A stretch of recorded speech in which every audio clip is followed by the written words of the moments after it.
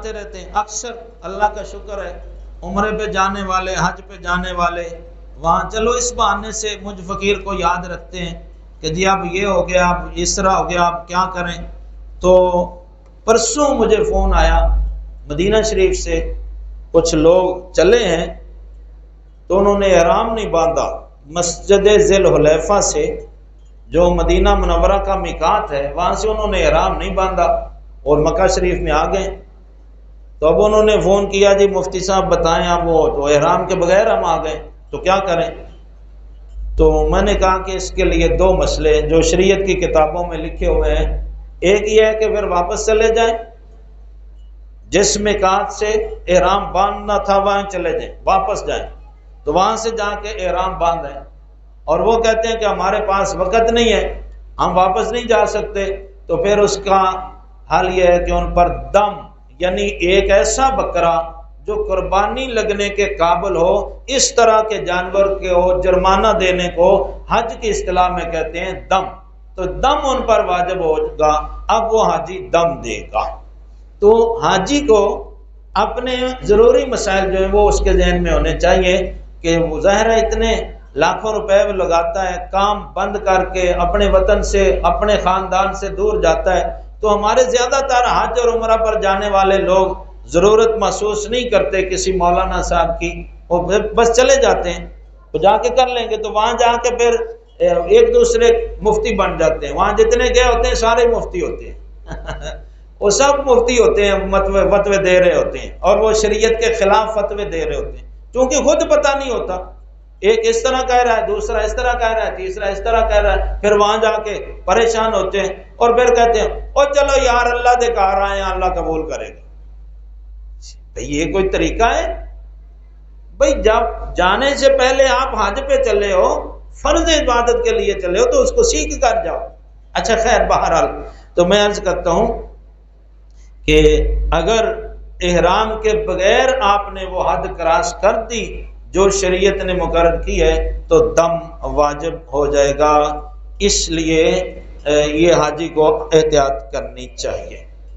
ایک مسئلہ اور ہے، مسائل ہے، مسئلہ یہ ہے جی کہ رش کی وجہ سے بندہ طواف کر رہا ہے، حاجی طواف کے دوران اس کا وضو ٹوٹ جاتا ہے، کسی بھی طرح سے وضو ٹوٹ گیا،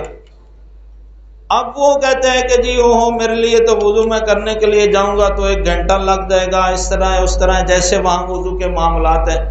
ہر میں کعبہ شریف میں ایسے تو نہیں جیسے آپ یہاں مسجد میں بیٹھے ہوتے ہیں تو چلو اٹھو، ساتھ ہی ٹوٹیاں ہوتی ہیں تو وضو کر لیا، تو وہاں تو بھائی آدھا پونا گھنٹہ کم از کم وضو کے لیے چاہیے، بلکہ بعض اوقات اس سے زیادہ بھی جب رش ہوتا ہے۔ اب طواف کے دوران وضو ٹوٹ گیا تو اب وہ سستی کرے، تو جو مسئلہ اصل ہے وہ یہ ہے کہ وہاں طواف روک دے، جتنے 7 چکروں کا نام ایک طواف ہے نا، 7 چکر، تو جتنے چکر لگ گئے ہیں جہاں وضو ٹوٹا ہے وہیں سے چھوڑ دے، جائے وضو کر کے آئے، اگرچہ وہاں 1 گھنٹہ لگ جائے، وضو کر کے آئے، جہاں سے چھوڑا تھا وہیں سے طواف آگے پھر شروع کر دے، دوبارہ شروع سے 7 چکر کرنے ضروری نہیں ہیں۔ اور اگر اس نے ایسا نہیں کیا، جیسا میں بتا رہا ہوں کہ لوگ کہتے ہیں او چلو کوئی نہیں رش بہت زیادہ ہے، اب وضو کرنے کے لیے جائیں گے تو ساتھیوں سے بچھڑ جائیں گے، ساتھ میں خاتون ہے اس کا کیا بنے گا، ساتھ میں بوڑھا بابا ہے بوڑھی اماں ہے اس کا کیا بنے گا، وغیرہ وغیرہ، اگر اس نے ایسا کیا اس کو پھر دم پڑ جائے گا، پھر دم ہے۔ یہ حرم کعبہ کی بے ادبی ہے، بیت اللہ شریف کی بے ادبی ہے کہ بے وضو بندہ اس کا طواف کرے، اس بے ادبی کا جرمانہ اسے پڑے گا، پھر دم پڑ جائے گا، لہذا اس لیے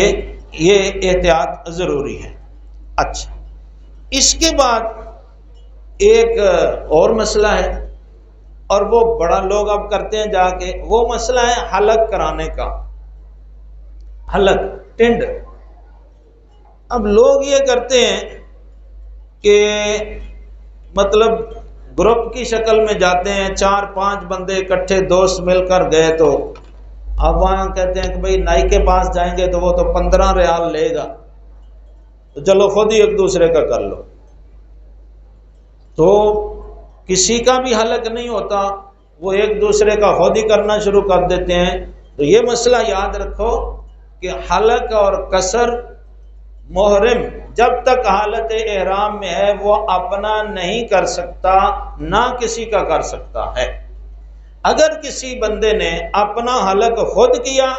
اس کو بھی پورا دم جرمانہ پڑے گا، اور اگر کسی کو کہا اور اس کا بھی ابھی نہیں ہوا، اس پر صدقہ یعنی دم سے بکرے کی قیمت سے کچھ کم پیسے اسے صدقہ دینے پڑیں گے جس نے حالت احرام میں دوسرے کا۔ یہ مسائل الہدایہ جو پوری دنیا میں فتویٰ کی کتاب ہے، تسلیم شدہ ہے، اور تمام دینی مدارس میں فتویٰ کے لیے پڑھائی جاتی ہے۔ ان حلق رأس محرم بامرہ او بغیر امرہ فعلی الحالق صدقہ وعلی المحلوق دم۔ وہی بات جو میں کہہ رہا ہوں کہ خود اپنا حلق نہیں کرے گا بندہ ورنہ اسے ایک دم پڑ جائے گا، اور حالت احرام میں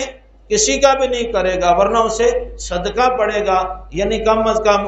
بکرے کی آدھی قیمت یا اس سے کچھ کم ہونا۔ کیا چاہیے؟ گروپ کی صورت میں اگر بچت کرنا چاہتے ہیں تو ایک بندہ کم از کم پہلے نائی کی دکان پہ جائے، وہاں سے حلق کرائے، یا اپنے ہوٹل میں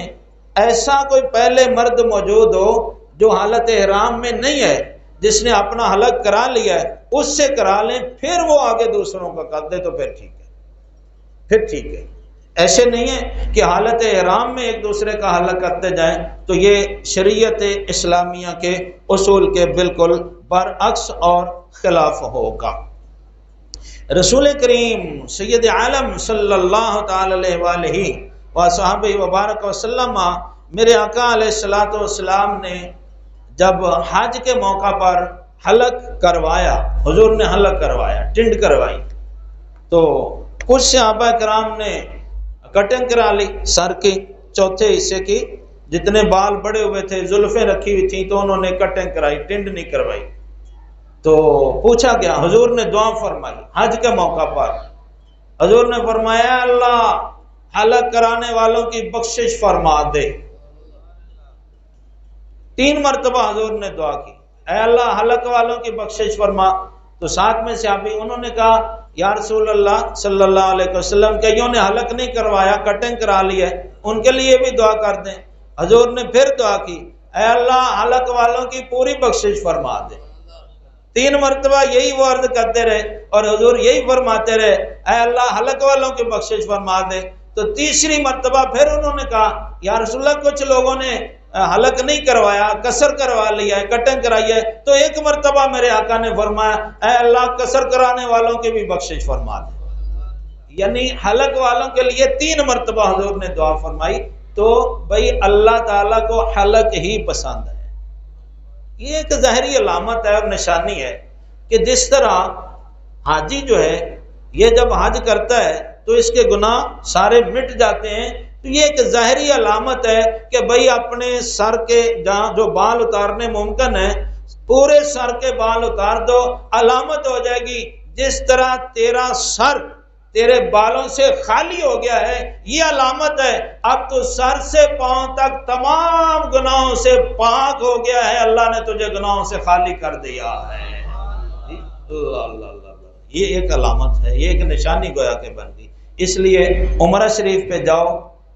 اور حج شریف پہ جاؤ تو حلق کراؤ۔ کیوں؟ ایک تو یہ وجہ ہے جو میں نے عرض کی ہے، اور بھائی دوسری وجہ وہ ہے، وہ کہتے ہیں نا کہ طیبہ نہ صحیح افضل، کعبہ ہی افضل زاہد۔ ایک عشق والے نے کہا طیبہ نہ صحیح کعبہ ہی افضل زاہد، ہم عشق کے بندے ہیں کیوں بات بڑھائی ہے۔ عاشق کہتے ہیں مدینہ افضل ہے، مسئلے والے کہتے ہیں مکہ افضل ہے، تو عاشق لوگ کہتے ہیں ارے علامہ صاحب مفتی صاحب ٹھیک ہے آپ کے علم میں مکہ افضل ہے تو ہم آپ سے بحث نہیں کرتے، لیکن ہم عشق کے بندے ہیں کیوں بات بڑھائی، ہم بحث نہیں کرتے۔ اللہ اللہ اللہ۔ تو بھائی عشق یہ چاہتا ہے کہ اللہ کے محبوب نے حلق کرایا ہے، تو کوئی وجہ پتہ ہو یا نہ پتہ ہو، اتنا تو پتہ ہے نا آمنہ کے لال نے حلق کرایا تو ہم بھی حلق ہی کرائیں۔ اللہ تعالی ہمیں یہ سعادت نصیب فرمائے۔